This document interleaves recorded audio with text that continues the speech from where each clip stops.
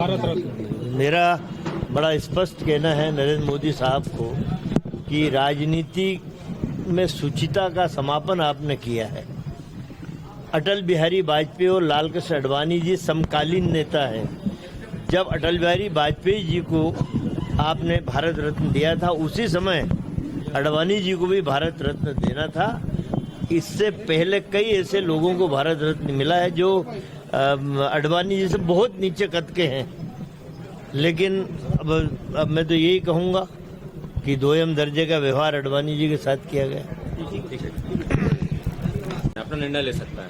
नहीं, मुझे लगता है ऐसा तो कमलनाथ जी बोल नहीं सकते। और जो देखिए, बात ये है कि कई लोग चले गए, कई मंत्री पुराने चले गए, कई सीनियर लीडर चले गए, उन्हें कौन रोक पाया? उनका मतलब ये नहीं था। उन्हें जाने वालों को कौन रोक सकता है? पर जिन लोगों ने कांग्रेस से बहुत कुछ लिया है, उन लोगों को तो कांग्रेस के ऐसे समय पे साथ खड़े रहना चाहिए। प्रमोद कृष्णन को लेकर और ये भी बात चल रही कमलनाथ भी बीजेपी में शामिल हो सकते हैं। देखिए, प्रमोद कृष्णन, मैं तो इस आदमी को बहुत बड़ा अवसरवादी कहूंगा। गिरगिट रंग बदलती है, पर आचार्य प्रमोद कृष्णन जैसे लोगों के लिए मेरे मन में काफी जगह थी। सनातन धर्म की अब याद आ रही है उनको। अरे तुम क्या, सनातन धर्म, सज्जन वर्मा जैसे लोग घर के मंदिर से बिना पूजा किए बाहर निकलते नहीं है, पूरे सनातन धर्म का पालन करते हैं।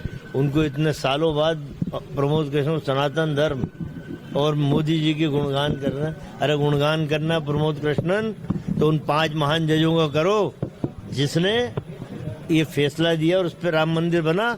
और असली सनातन धर्म के प्रहरी इस देश के वो शंकराचार्य माने जाते हैं, उनसे तो सलाह ले लो भाई।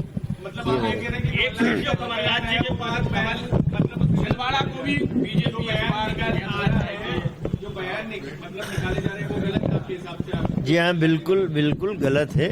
वो उतरे, बाहर थे, विदेश में आए, उतरते आचार्य प्रमोद कृष्णन का पूछने लग गए। उनका यही मतलब था कि जाने वाला उसे कौन रोक सकता है।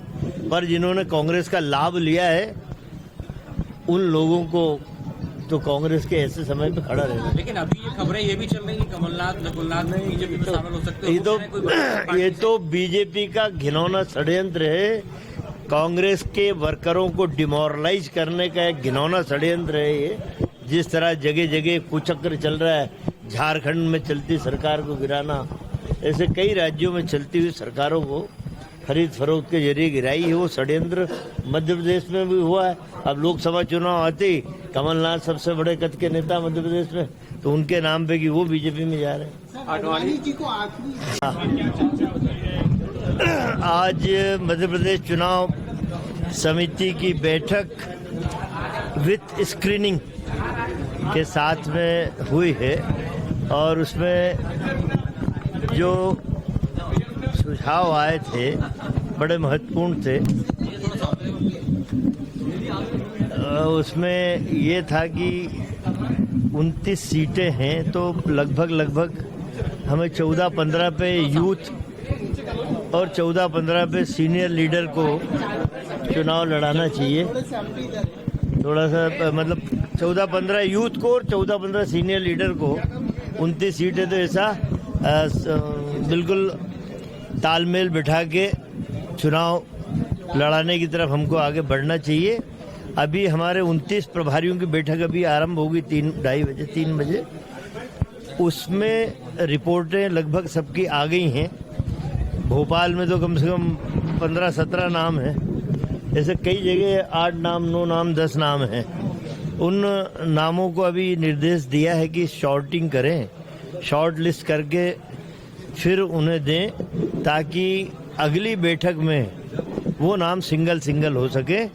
और यही हुआ है कि एक लाइन का प्रस्ताव नहीं होगा।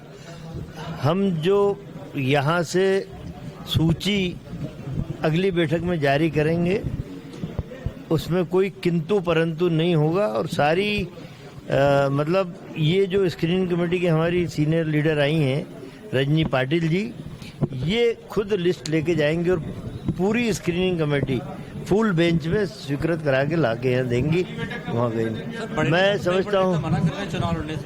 नहीं, बिल्कुल नहीं, ये सब गलतफहमी है। बिल्कुल कड़े निर्देश है कि जिनका नाम भी प्रमुखता से हमारे प्रभारियों की रिपोर्ट में आएगा उनको दमदारी से चुनाव लड़ना है।